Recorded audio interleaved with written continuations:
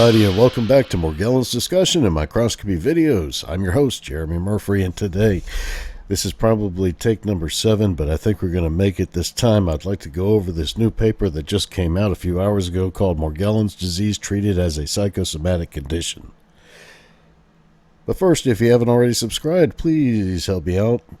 Hit that subscription button, click the notification bell if you'd like to get updated every time we upload one of these new videos, and feel free to participate in the chat section down below. Alright, so today this new study just came out a few hours ago. Morgellons disease treated as a psychosomatic condition. 45-year-old gentleman presents to the emergency room after overdosing on Benadryl to control his skin burning, is what he was saying. He was complaining about. This guy went through psychiatry, he went through dermatology, and the dermatologist diagnosed him with the delusions of parasitosis, but gave him a Lyme disease PCR test. That came out negative. They said in the differential was Morgellons and delusions of parasitosis. And they do refer back to one paper here, Morgellons disease, filamentous borrelial dermatitis. I've recorded this, like I said, this is probably the 7th time trying to record this because there's so much information in this paper, and I'm not just going to say, well, it's all bogus and everything, because that's not the case. What the case is, though, is that there's a lot of missing information. I read a book one time called The Age of Missing Information, and I highly recommend it. They did this report where they looked at people who spent the whole year watching television programming, and then adversely they took a look at people who spent like a year just out in the woods by themselves in a cabin with no television. And it was fascinating, the difference that had with the connection with nature and being able to process all these things happening. So, Morgellons disease treated as a psychosomatic condition. A 45-year-old man presented after overdosing on Benadryl to control his skin burning sensations. And my number one problem with this paper is that they didn't include syphilis as the differential diagnosis, because that would attribute to the delusions this man was having. He felt like he had to do these rituals with Lysol at the house everywhere. He thought when it was cold outside, that made it worse.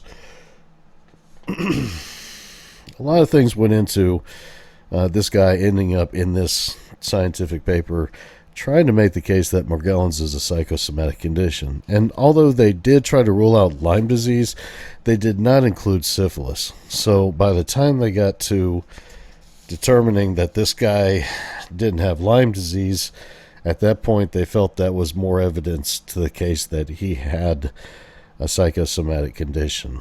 Now, of course, another problem to that was they didn't do a PCR test for tick-borne relapsing fever.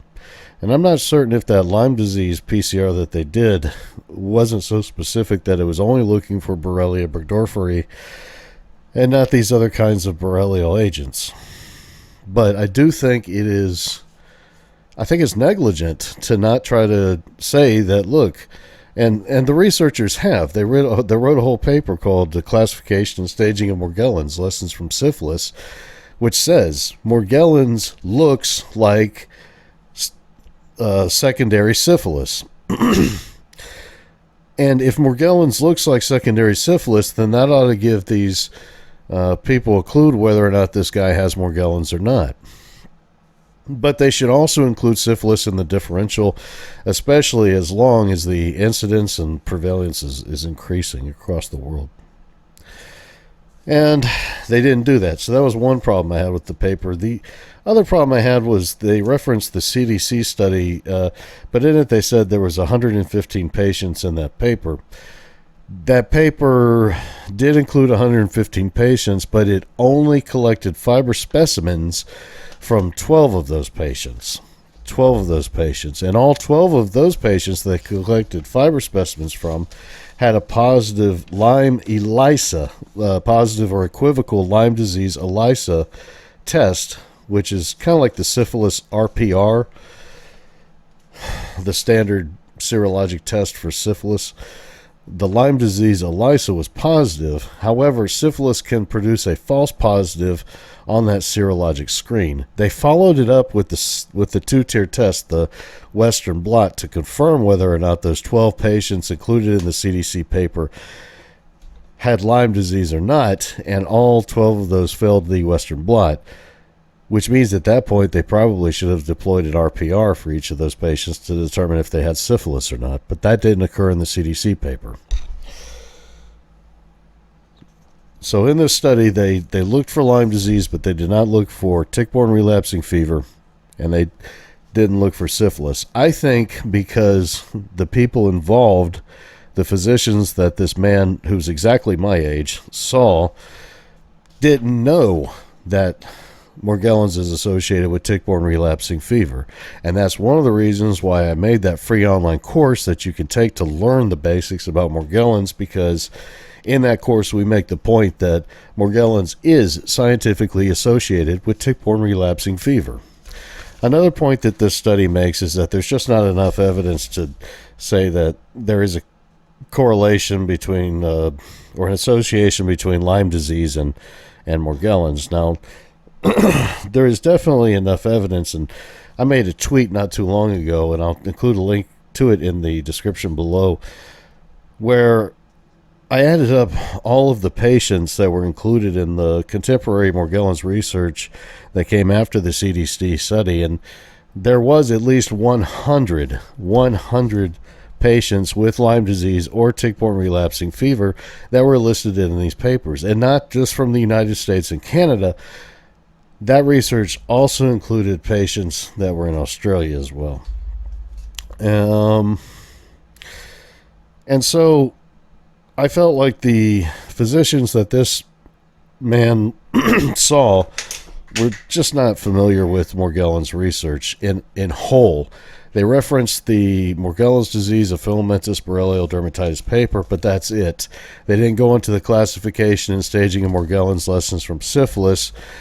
Because one reason is because nobody ever shares that paper out. I mean, there's a lot of great information in there that can help a lot of people get diagnosed or have Morgellons ruled out, and have more and more people being screened for syphilis, which would keep the incidence down. If you can find it, then you can hopefully resolve it or get the patient treated well enough to where they can participate back in society.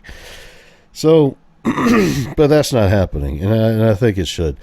There's also the paper about the histological, chemical, and molecular findings of the Morgellons disease filaments. That research isn't indicated in here. It just references the CDC study, which histological examinations revealed nothing.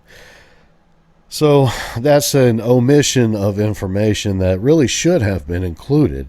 And I'll include a link to that in the description below as well. I want to try to wrap this up so I can maybe try to get out of here, but it is kind of late already, so we'll see what happens. Also, the patient's condition, when everything was done and over with, he just didn't follow up for treatment. I mean, he walked out of the ER, and that was it. That's all they heard from him. After they put him on Risperidone, he took, I believe it was 1 milligram of that, maybe 10 milligrams, I don't know. And that chilled him out enough to where, he was feeling better enough for them to send him home. But the paper itself says that he didn't follow up for treatment, and that they have recorded as all the way up through a year after he left the emergency room after overdosing on Benadryl. He hadn't followed up for treatment.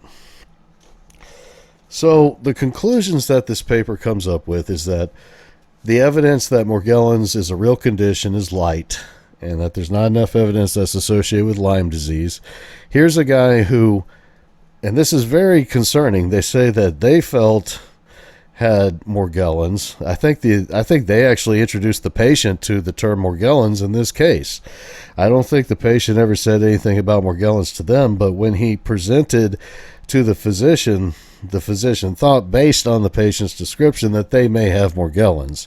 And that's an aspect I think we really need to examine more, is whether or not physicians are introducing patients to this term that they wouldn't otherwise know, and if so, are they being ruled out, or is that just a label that they can throw at them before they put them on antipsychotics, because that's really what they believe needs to happen?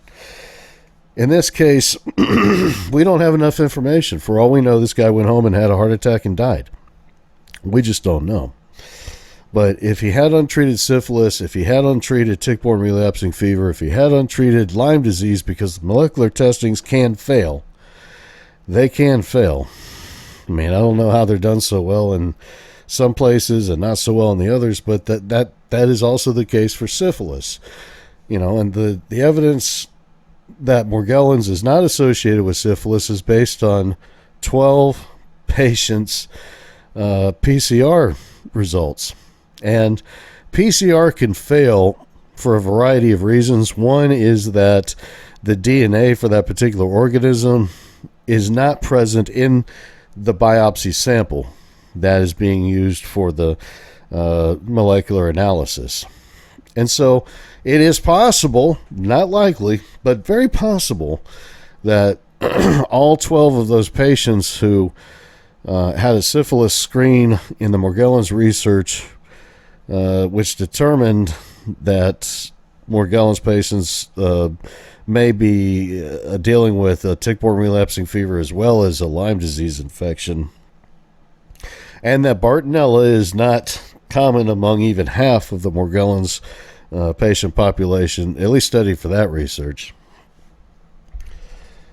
then it's important that we realize that there is the potential for error, and that those patients, at least maybe one or two of them, maybe did have syphilis, and it just wasn't picked up by that PCR screen.